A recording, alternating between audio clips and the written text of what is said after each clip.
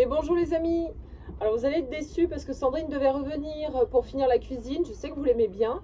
Mais elle est partie faire des courses en Espagne. Elle m'a expliqué que ça allait être très compliqué de faire la cuisine, qu'il fallait d'abord qu'elle emmène les cartons chez elle, puis qu'elle fasse un prototype, qu'elle teste le prototype, qu'elle était très fatiguée parce qu'en ce moment c'est la pleine saison et du coup elle travaille beaucoup et elle voulait pas, enfin, elle n'avait pas pensé qu'elle allait se remettre un travail en plus après son travail. Je lui ai dit écoute, pas de souci, laisse tomber et du coup je vais faire ma cuisine moi-même. Alors j'ai fait mon dessin, je vais vous montrer ça.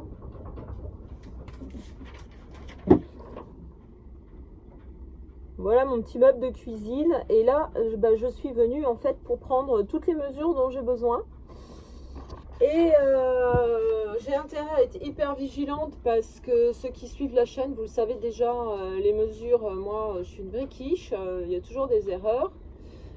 D'ailleurs j'avais un suivi en orthophonie pour ça parce que par exemple s'il faut écrire 75, moi je vais écrire 57 et du coup évidemment ça pose problème parce qu'il faut beaucoup de rigueur pour ce genre de travail. Donc j'appréhende un peu. Mais voilà, je vais faire de mon mieux, je vais contrôler, recontrôler et encore contrôler 10 fois mes mesures. Et puis après, j'irai à Veldom acheter des planches et j'essaierai de faire mon meuble moi-même. Donc je vous propose de voir ça. Alors pas dans les détails parce que je suis pas une professionnelle hein, et je sais pas trop où je vais. Donc je veux pas qu'après vous fassiez des bêtises en copiant ce que j'ai fait et qu'au final vous soyez pas content du résultat. Parce que je ne sais pas si je vais être contente du résultat, mais en tout cas, j'aurai la satisfaction de l'avoir fait moi-même. Voilà, voilà. La phase cruciale et la plus difficile, n'est-ce pas? Donc je voudrais que le meuble soit dans l'alignement de cette partie-là.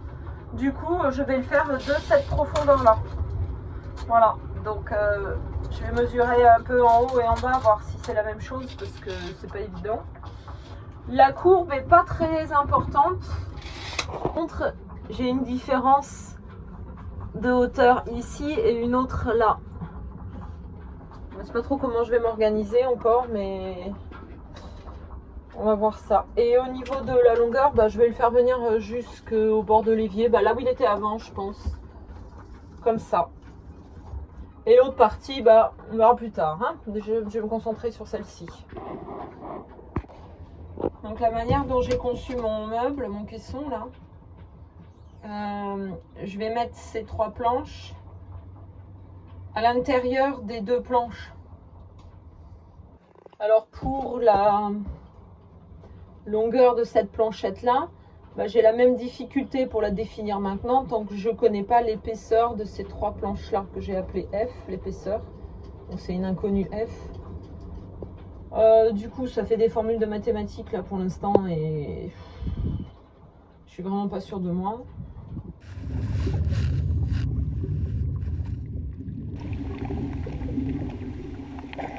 Alors voilà où j'en suis, je vais vous expliquer un peu le choix des matériaux. Donc le bois c'est un espèce d'aggloméré que j'ai trouvé à Veldom. Alors au départ j'étais partie sur du contreplaqué, puis le vendeur me dit vous voulez pas prendre ça, ça vous reviendra moins cher. Je dis bon ouais ok, de toute façon je vais le repeindre donc... Et en fait c'est une vraie merde à travailler ce truc. Ça s'effrite. Les vis, ça éclate le bois. Enfin bon, c'est une vraie galère. Je vous recommande pas ce genre de matériaux. C'est très compliqué à travailler. Ça doit être bien sur des grandes surfaces. Ça doit être très bien, mais là, c'était pas bien.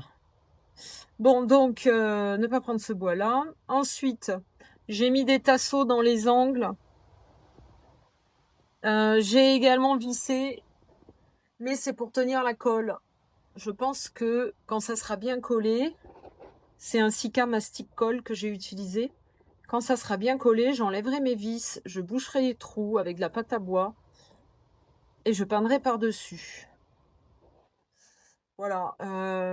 Ici, j'ai mis des tasseaux pour cette étagère-là parce que c'est celle qui va tenir 8 kg quand même. Donc, je voulais que ça soit bien solide. Et ici, il y aura 2 étagères. Mais là, je ferai un support pour les étagères plus simples et plus basiques parce qu'il n'y aura pas de poids dessus. et je veux pouvoir les déplacer facilement. Parce que sur le bas, je mettrai mes assiettes qui seront pas lourdes, parce que ça va être des assiettes en inox ou en mélaminé ou un truc comme ça. Les saladiers, c'est pareil, c'est pas lourd. Du coup, j'ai pas besoin que ça soit pour soutenir un poids d'éléphant. Par contre, là, oui, c'était important. Là, j'avais pas assez de pinces, elles sont au bateau, donc bon, bah, j'ai mis là où c'était le plus important pour moi. Et voilà un peu le petit caisson qui prend forme petit à petit. Au niveau de la peinture, je vous montrerai les peintures que je vais utiliser. J'ai une peinture anti-humidité que j'ai déjà, donc je ne vais pas aller racheter des choses, je vais l'utiliser. Et par-dessus cette peinture anti-humidité, j'ai une peinture salle de bain, cuisine, que je vais utiliser également puisque je l'ai déjà. Par contre, après, par-dessus, je pense que je mettrai soit une couche de résine, soit une couche de vernis, hein, pour que ça soit vraiment bien étanche à l'eau. Pour faire ce que vous voyez là, il m'a fallu peut-être 2 heures. J'ai passé 1 heure dans le magasin aussi, à Beldom. Donc là, j'en suis à 3 heures de temps. Alors ici, je voudrais intégrer mon petit chargeur USB. Donc, parce que je veux qu'il soit à la cuisine. Et l'idée, c'est de passer les fils sous le meuble et de faire un petit trou ici pour le fixer sur le dessus. Comme ça, il sera pas éclaboussable par l'évier en fait.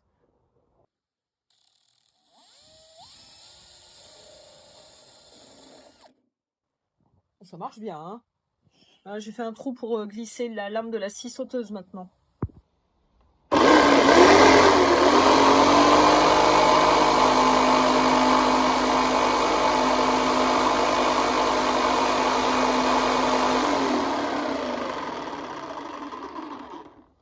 Moi, je suis trop contente. Très contente. J'ai réussi. Là, je ponce les arêtes parce que j'arrête pas de me mettre des écharpes dans les doigts. C'est vraiment merdique ce bois. Et du coup, je suis en train de poncer tout ce qui est les arêtes. Alors là, j'ai un gros souci. Ça a dû bouger quand j'ai mis la pince ou j'ai mal pris des mesures. Mais c'est complètement de travers. Donc maintenant, il faut que je réussisse à décoller cet assaut qui est mal collé. Je sais pas du tout comment je vais faire. Là, c'est la galère, hein. Sinon, j'ai contrôlé les étagères. Bah, pour le reste, c'est bien. Là, ça fait saladier, assiette plate, assiette creuse, des bols. Voilà. Je vais prendre des tasseaux comme ça. Alors, pas aussi haut là.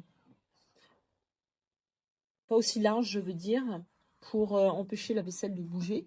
Mais qu'on puisse quand même passer la main pour l'attraper. Donc ceux-là sont trop larges. Je vais aller au magasin là, essayer d'en trouver de la bonne taille. Et puis j'aurai plus qu'à les découper. Alors à la limite, celui-ci, bon, il est cassé là. Mais pour le bas, la hauteur est bien. Par contre, pour le haut, il me faut des trucs moins larges. Plus comme ça.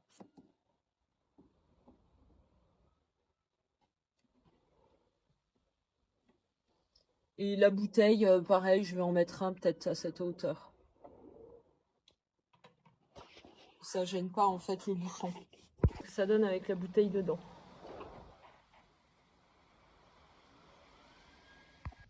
Alors la méthode Bouin n'a pas fonctionné comme je l'espérais parce que mon tasseau s'est fendu. Donc je vais continuer à essayer de l'enlever quand même. Bon, ça y est, à force d'insister, j'ai réussi. Par contre, il reste des traces de colle, mais avec tout le silica que j'ai enlevé, collé sur la cabine avant, maintenant je sais faire. Donc je vais l'enlever au cutter. Et ici, bah, j'ai pas d'autre tasseau, donc je vais le recoller pour le réutiliser avec la colle à bois, si j'en ai. Sinon, tant pis, je mettrai la colle mastic là.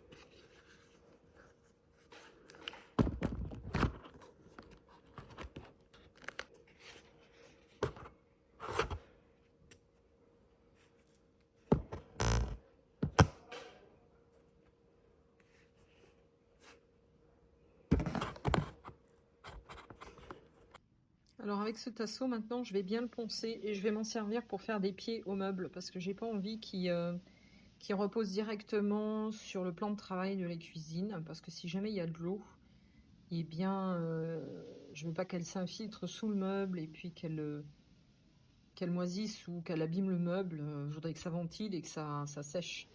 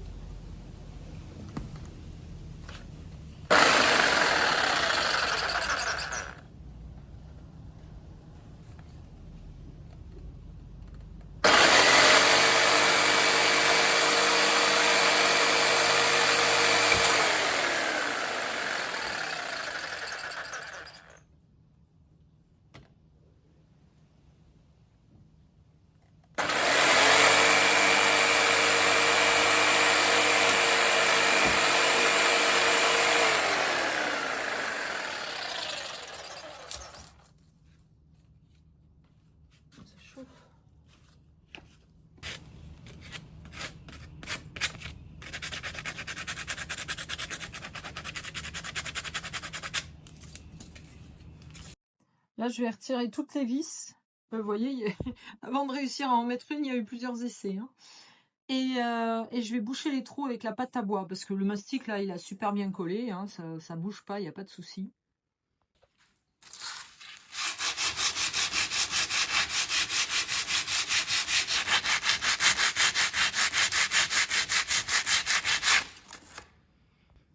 Alors ça, c'est la pâte à bois que j'utilise. Elle vient de chez Action, je ne l'ai pas payé très cher. Et donc c'est d'un précédent projet, je ne l'ai pas acheté exprès. Et pour coller le meuble, j'ai utilisé du Sika Mastic Coll que j'ai trouvé chez Veldom. C'était 10 € la cartouche. Alors j'ai bouché tous les trous, réparé si des fois j'avais des angles un peu abîmés, les petits endroits où c'était nécessaire. Et là, je suis en train en fait de passer de la pâte à bois sur les bords ici, de manière à ce que ça fasse des bords plus propres après au niveau des finitions. Vous savez, d'habitude on remplit avec de la peinture. Bon bah là, je remplis avec de la pâte à bois. Ici, j'ai remis en place le tasseau que j'ai recollé.